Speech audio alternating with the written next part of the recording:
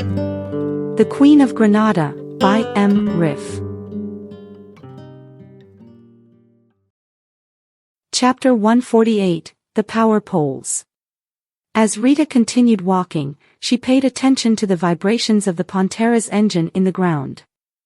Suddenly, the engine revved up, and the car sped forward.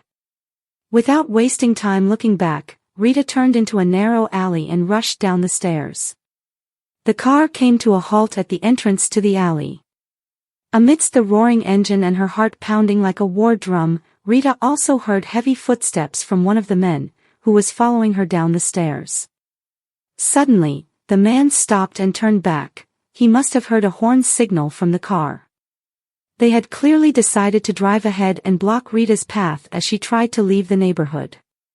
So, she zigzagged through various winding alleys, keeping an eye on the electric wires high above the power poles to avoid getting trapped in a dead end.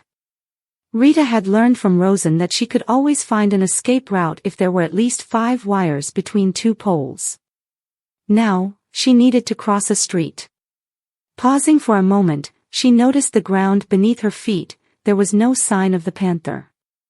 However, they could also have turned off the engine and laid in wait for her. After a brief hesitation, she cautiously stepped onto the sidewalk and looked in both directions. The car wasn't there. To avoid drawing attention, she decided to walk slowly along the sidewalk. Suddenly, she spotted a Jeep approaching from behind. She quickly ducked into a phone booth and took a seat. The 2 soldiers in the Jeep appeared to be searching for someone as they drove past slowly.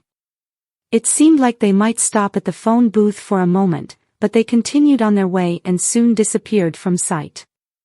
Rita stood up, darted across the street, and hurried into a narrow alley where she'd be safe from the cars. She had resolved to take a completely different route home to avoid walking into a trap. Eventually, she arrived at the small chapel near the house.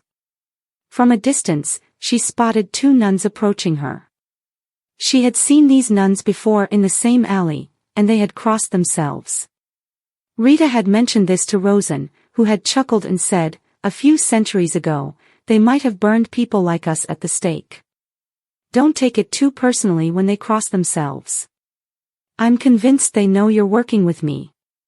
They do the same when they see me on the street."